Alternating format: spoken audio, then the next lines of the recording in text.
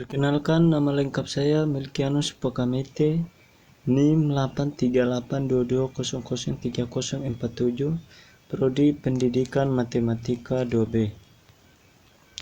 Di sini saya akan menjelaskan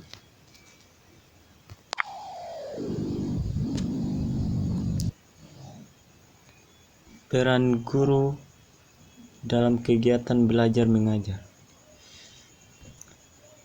Pada dasarnya, peran guru dalam kegiatan belajar yakni berusaha memindahkan ilmu pengetahuan yang memiliki kepada anak didiknya agar mereka lebih banyak memahami dan mengetahui ilmu pengetahuan yang lebih luas, yaitu 1.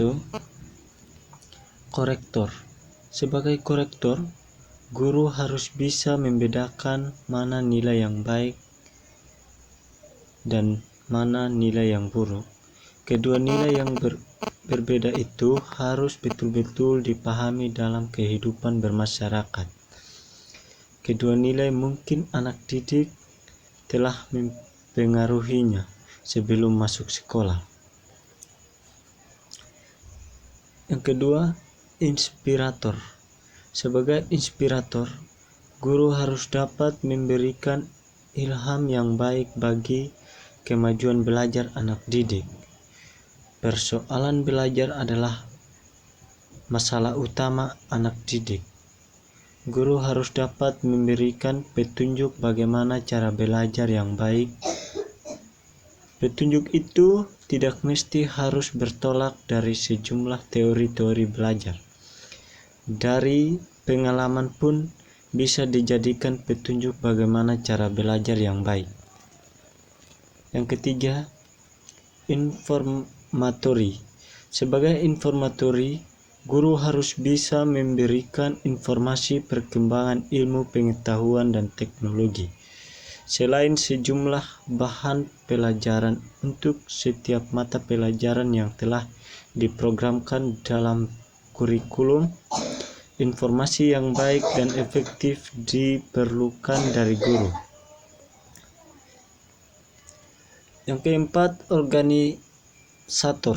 Sebagai organisator adalah sisi lain dari peranan yang diperlukan dari guru. Dalam bidang ini, guru memiliki kegiatan pengelolaan kegiatan akademik, menyusun kalender akademik, dan sebagainya, yang semuanya diorganisasikan sehingga dapat mencapai efektivitas dan efisiensi dalam belajar pada diri anak didik. Yang kelima, motivator. Sebagai motivator, guru hendaknya dapat mendorong anak didik agar bergairah dan aktif belajar. Dalam upaya memberikan motivasi, guru dapat menganalisis motif-motif yang melatar belakangi anak didik malas belajar dan menurun prestasinya di sekolah. Setiap saat guru harus bertindak sebagai motivator, karena interaksi edukatif tidak mustahil ada di antara anak didik yang malas dan sebagainya. Yang keenam, inisiator. Dalam peranannya sebagai inisiator, guru harus dapat menjadi pencetus ide-ide kemajuan dan pendidikan dan pengajaran. Yang ketujuh, fasilitator. Sebagai fasilitator, guru hendaknya dapat menyediakan fasilitas yang memungkinkan kemudahan kegiatan belajar anak didik, lingkungan belajar yang tidak menyenangkan, suasana ruang kelas yang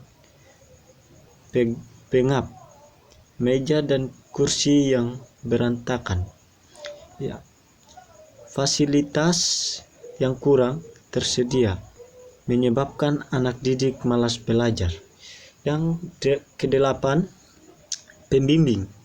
Peran guru yang tidak kalah pentingnya dari semua peran yang telah disebutkan di atas adalah sebagai pembimbing. Peranan yang harus lebih dipentingkannya karena kehadiran guru di sekolah adalah untuk membimbing anak didik menjadi manusia dewasa susila yang cakap. Tanpa pembimbing, anak didik akan mengalami kesulitan dalam menghadapi perkembangan dirinya. Kekurangan pun anak didik menyebabkan lebih banyak tergantung pada bantuan guru. Tetapi semakin dewasa, perkembangan anak didik semakin berkurang. Yang kesembilan, pengelolaan kelas. Sebagai pengelolaan kelas, guru hendaknya dapat mengelola kelas dengan baik, karena kelas adalah tempat berhimpunan semua anak didik dan guru dalam rangka menerima bahan pelajaran dari guru. Maksud dari pengelolaan kelas adalah agar anak didik betah tinggal di kelas dengan motivasi yang tinggi untuk senantiasa belajar di dalamnya. Yang ke-10, evaluator.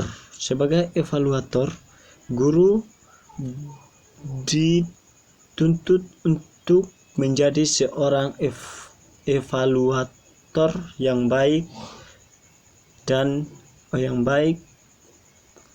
yang jujur, dengan memberikan penilaian yang menyentuh aspek ekstrinsik dan intrinsik.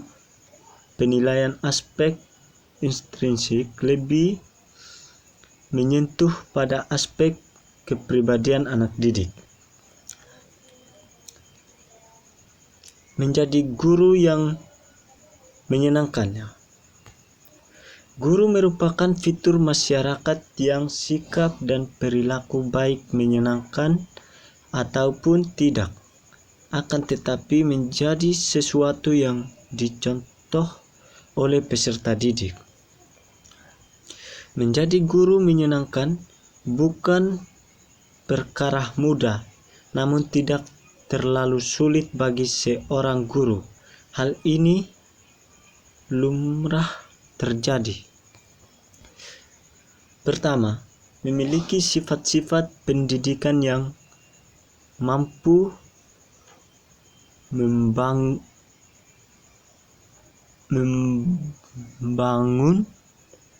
watak serta mendidik anak menjadi lebih baik. Pengertian guru. Secara general, kata guru dikasihkan untuk seseorang yang memiliki peran penting dalam dunia pendidikan. Secara etimologi dalam literatur Islam, menurut Muhaimin sebagai berikut, bahwa seorang guru bisa disebut sebagai sifat-sifat guru. Dalam Imron telah menjabarkan beberapa sifat Rasulullah sebagai pengajar yang perlu diteladani oleh seorang pendidikan, yaitu sebagai pertama, ikhlas. Seorang guru harus menanamkan sifat ikhlas dalam jiwa murid-muridnya. Kedua, jujur. Jujur adalah penyelamat bagi guru di dunia dan akhirat. Contohnya, kita mengulangi melakukan sesuatu di dunia, maka kita mudah dipercaya karena kejujuran. Yang ketiga, adil dan egaliter. Sikap adil harus diwujudkan ketika memberikan nilai dan peringatan kepada para murid. Yang keempat, akhlak mulia. Akhlak adalah sikap yang terpuji yang harus dimiliki oleh seorang guru. Yang kelima, tawadu. Dampak dari sifat tawadu bukan hanya dirasakan oleh seorang guru, melainkan juga akan dirasakan oleh para murid, yaitu sifat sombong dapat menyebabkan para murid menjauhi guru. Yang keenam, berani. Sifat berani adalah tuntutan yang seharusnya dipenuhi oleh setiap guru. Yang ketujuh, jiwa humor yang sehat. Dampak positif yang ditimbulkan dari senda guru adalah terciptanya suasana nyaman, kelas, halaga, atau pertemuan tertentu. Yang kedelapan, sabar dan menahan marah. Kesadaran adalah alat yang paling baik bagi kesuksesan bagi seorang guru. Amarah adalah peranan dalam jiwa. Menjaga lisan. Ejak dan hinaan akan menjatuhkan harkat dan derajat orang yang dihina. Yang ke-10, sinergi dan musyawarah. Bermusyawarah dapat membantu seorang guru dalam menghadapi suatu permasalahan atau perkara sulit yang dihadapinya. Yang berikut, metode guru menyenangkan. Metode pembelajaran merupakan cara guru menyajikan atau mengemas materi pembelajaran kepada siswa untuk mencapai tujuan pembelajaran.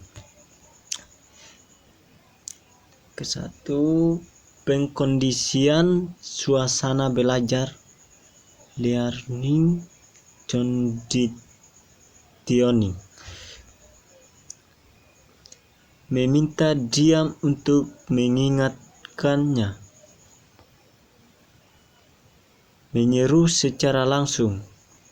Perintah menyimak dan diam secara tidak langsung. Guru dan kemajuan sebuah bangsa.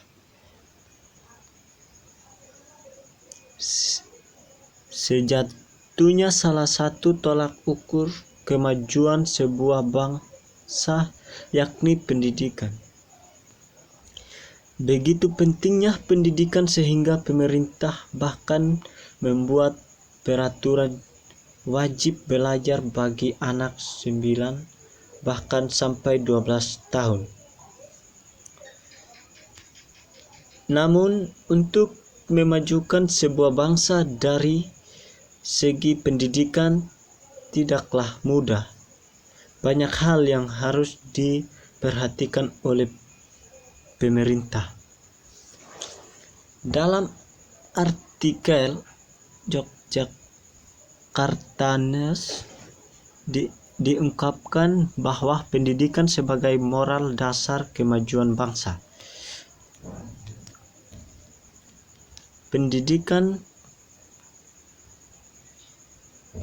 Pendidikan pun bisa berlaku untuk semua education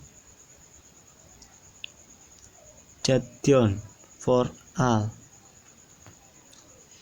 Mulai dari yang kaya ataupun miskin, tidak memandang usia, baik itu usia muda ataupun tua. Semua berhak mendapatkan pendidikan.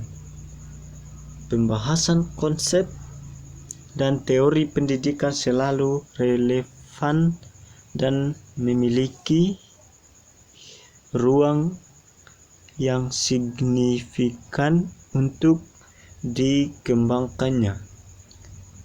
Hal ini disebabkan karena pendidikan merupakan kebutuhan bagi semua orang dengan 3 alasan mendasar, yaitu 1. Pendidikan melibatkan sosok manusia yang senantiasa dinamis.